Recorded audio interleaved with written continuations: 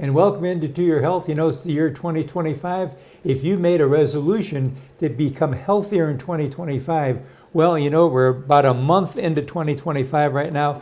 The question is, have you kept up with that resolution? And one of the things you need to do is realize what you're putting into your body. Carl Schmidt's here from the Herb Shop. You're a naturopathic doctor, Right. which means you treat us from a natural perspective, not medicine. Right. You're not putting any medicines in us, but you're looking at where we may be lacking in the herbs and vitamins and nutrients we need in our system. Right. I'm feeding processes. I'm feeding with targeted nutritional supplements. We're feeding the action to create better health. And our dear God, when he created the earth, he gave us basically everything we need. And of course, a lot of those are the vegetation, and those become herbs and spices. Right. And you may have seen there's tons of commercials, if you're watching television, tell you, are you getting all your fruits and vegetables? Well, if you're not, here's the way you can do it. But we do need those things in our system. Yes, we do need to eat better as a population and eat more fresh, home-cooked, local, regional fruits and vegetables. Those are the best sources that we can get. And yes, there are available. The ones that often advertise, they're not the only company that makes that. They're not the only one with that idea. Fruits and vegetables and nutritional supplements don't have a patent on them. They're not like a blood sugar drug or a blood pressure drug that has a patent and has a marketing strategy. They're more of something available. There's other options at that. What most people don't realize is genetic expressions. When we think of genetic expressions in natural health, the most common deals with folic acid. And folic acid has to get converted from dietary folic. So you think of romaine lettuce, it's foliage, and that's where they came up with the word folate. And then they made a synthetic version called folic. And many people, when they think about childbearing ages, the expecting mom will take a multivitamin with more folic acid to prevent neurotube defect. But folic acid goes through multiple sequences in our body, and each sequence requires an enzyme, and you could have a genetic predisposition to not have that enzyme or that catalyst. So I use an example of like a 10-speed bicycle where you have different gears on the handle or somewhere to change. If you're going up or down hills, you'll change gears. And our body and our liver changes gears on these different B vitamins. It's not just folic, it could be 6, 12, 3. They all have different sequences and different purposes. Is that based on our activity level? No, it's a genetic predisposition. Okay, it's just there. But what also affects that is very common. People who never take a drop of alcohol could still have fatty liver. It's a non-alcoholic fatty liver. And when the liver's sluggish, it can't do some of these extremely microchemistry functions. And again, when we look at medications and prescriptions, it's once you're diseased. But the disease is thousands of processes that have failed in some arrangement that created ultimately that disease. So nutrition works very diversely in how the body accomplishes these really nuances and objectives the body needs. I've seen people with different issues with their thyroid numbers. Their TSH would swing dramatically from 0.1 to 70 or 80. I mean, very big swings.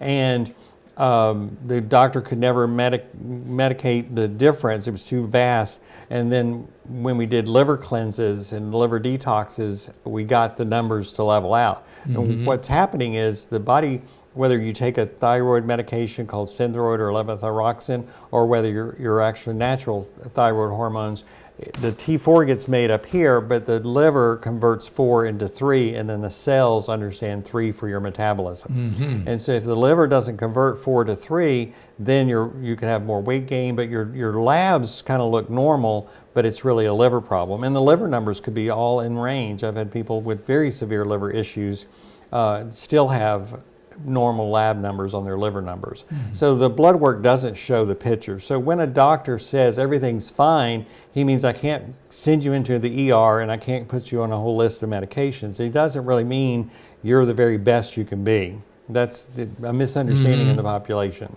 Yeah, you're not sick at that point. Yeah, you're fine, meaning you're not sick. Right. But it doesn't mean you're working at your optimum. Right. Because you may still walk out the door and feel sluggish. Right. And of course, we talked about fruits and vegetables and things you should eat. And of course, Kennedy with his Make America Healthy Again, what they want to try to do is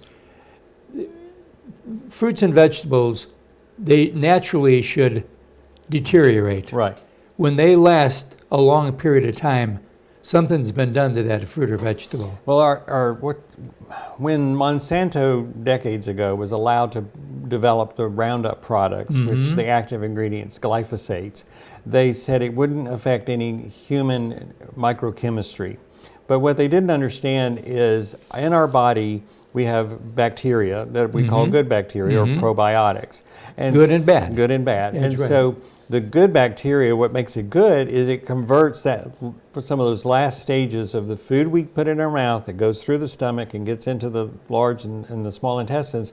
The microbiotics, they convert nutrients into micronutrients, and they help the gut decide what needs to be delivered into the body and what doesn't, and what needs to be excreted.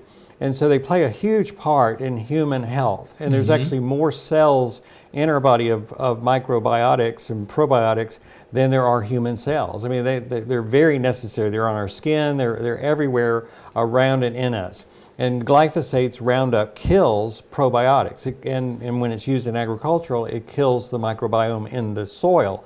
If you've ever had a compost pile, you know it's the decay of leaves and other matter is based on bacteria. And so bacteria play a huge part in the whole life cycle. And glyphosate has been like a massive antibiotic in our world.